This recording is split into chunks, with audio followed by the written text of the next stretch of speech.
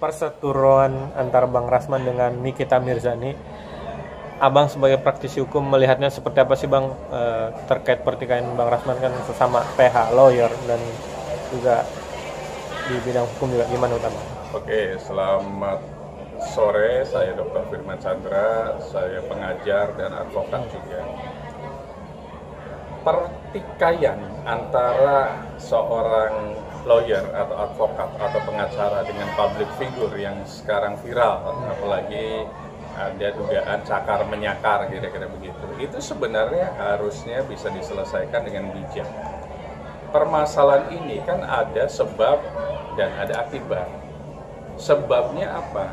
Sebabnya ada dugaan bahwa public figure ini memiliki anak, dan anak tersebut konon katanya akan diadopsi oleh seorang lawyer, kira-kira begitu. Terjadilah sebuah pertikaian antara lawyer tersebut dengan ibunya di sebuah tempat di kepolisian. Kemudian mereka melakukan, mungkin dugaannya adalah adanya penganiayaan, kira-kira begitu, sampai ada alat bukti, misalnya dicakarnya dan lain-lain. Kemudian si ibu tersebut melaporkan penculikan. Nah, bagaimana konstruksi hukumnya? Sebenarnya sah-sah saja si ibu itu melaporkan pengacara tersebut dengan pasal penculikan, karena ada dugaan kok pada saat keluar dari safe house itu larinya ke pengacara tersebut. Kemudian pengacara tersebut membawa ke sebuah kepolisian, bertemulah dengan ibunya, terjadilah sebuah dugaan tindak pidana, mungkin kita sebut penganiayaan, konon katanya dilakukan. Namun faktanya pada saat dilaporkan ke pihak kepolisian, dalam hal ini ke Polresta Jakarta Selatan, katanya tidak diterima. Polisi dimulai dari SPKT, Sentra Pelayanan Kepolisian Terpadu, yang memiliki tupoksi untuk membuat laporan polisi, mereka akan melihat bukti awal terlebih dahulu. Bukti awal kalau terjadinya tindak pidana penganiayaan, berarti kan ada visum et repertum. Kalau fisik itu harus melalui visum et repertum yang dikeluarkan oleh dokter dan atau rumah sakit. Kemudian bukti awal tersebut ditambahkan dengan foto dan video terjadinya tindak pidana, diserahkan ke SPKT. Untuk apa? Untuk didaftarkan sebagai laporan polisi. Itu adalah bukti permulaan. Mungkin polisi melihat bukti permulaannya kurang komprehensif, mungkin akhirnya belum menerima mungkin.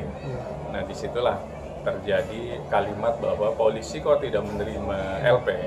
Mungkin bukti permulaannya di sana. Kuatkan saja, karena saya meyakini kepolisian itu profesional.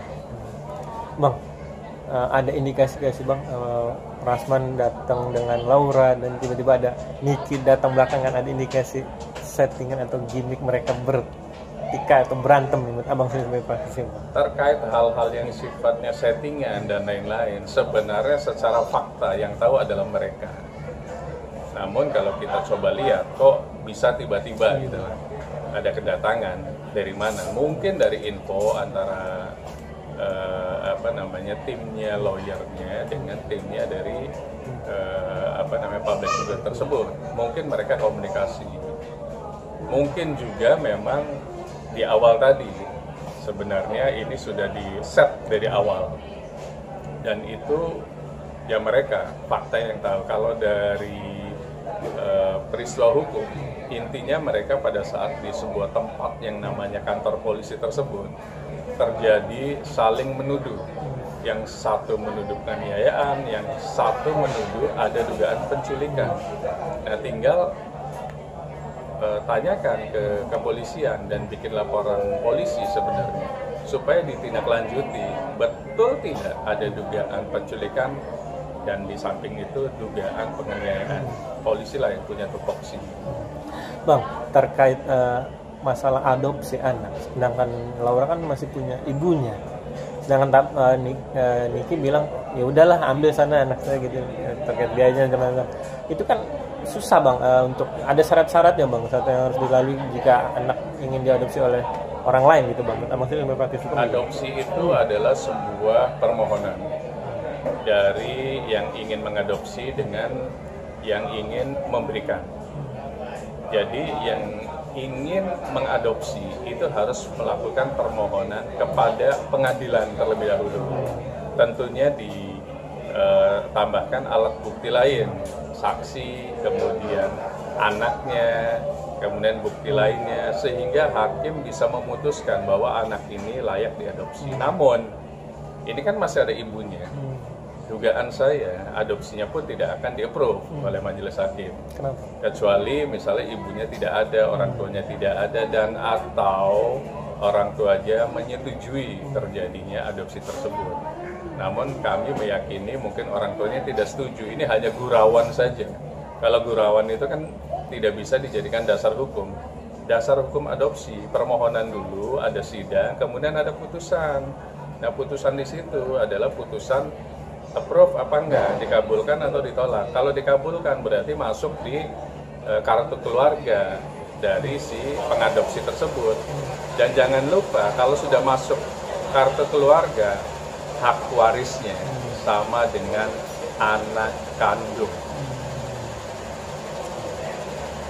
Bang, terkait ada info selentingan kabar burung lah, dengan inisialnya kita bisa sebut, tidak kita sebut juga nggak apa-apa.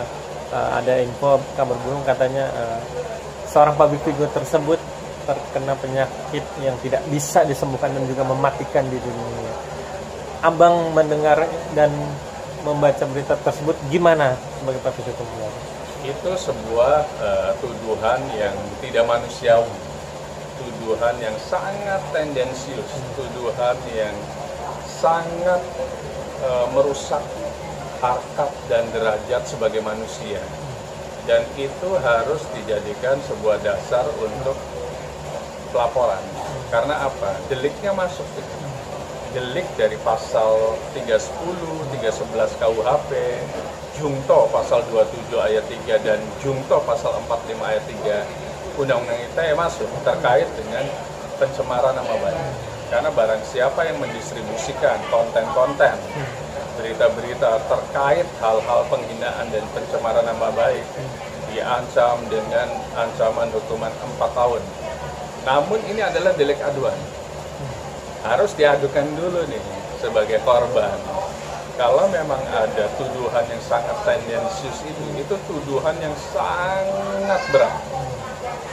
Dan kalau kita tidak merasa, laporkan saja supaya orang yang menuduh tadi itu diproses di kepolisian, baik Polres, Polda ataupun Bareskrim. Tinggal nanti adu bukti sebenarnya. Pasti si terlapor kan yang melakukan itu akan jadi terlapor nih di kepolisian. Itu akan membuktikan, akan meminta ke rumah sakit untuk tes penyakit yang sampai sekarang belum ada obatnya, yaitu HIV. Nah itu sebenarnya silakan saja adu bukti di situ. Kalau memang tidak terbukti tuduhan tersebut, berarti si terlapor akan jadi tersangka, kira-kira begitu, dan akan disidang di pengadilan negeri, tergantung laporan polisinya di mana. Kalau selatan berarti pengadilan negeri selatan. Namun ada konsekuensi yang luar biasa bila ternyata benar. Siap enggak?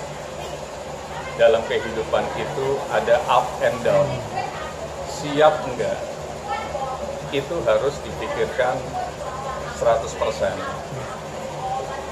Bang, bisa dibilang ini saling sindir-menyindir, serang-menyerang antara kedua belah pihak tersebut. Abang melihatnya sebagai praktisi hukum seperti apa sih Bang terkait konflik ini? Pertama, kita negara hukum yang kita sebut bahasa Belandanya Rechtsstaat. Equality before the law. Artinya semua warga negara Indonesia, baik profesinya guru, karyawan, public figure, menteri, presiden, polisi, memiliki hak yang sama, hak mengakses sama di muka hukum. Artinya kita tidak bisa lagi mengatakan hal-hal yang merusak kredibilitas seseorang. Karena ada undang-undang ITE dan masih berlaku. Beda dengan di Amerika, beda dengan di India. Di negara tersebut tidak ada undang-undang ITE-nya. Artinya mau menghina presiden, menghina perdana menteri, menghina menteri, itu boleh-boleh saja. Karena fundamentalnya adalah hak asasi manusia. Kebebasan untuk berpendapat, kebebasan untuk berekspresi dan mengungkapkan pendapat. Itu.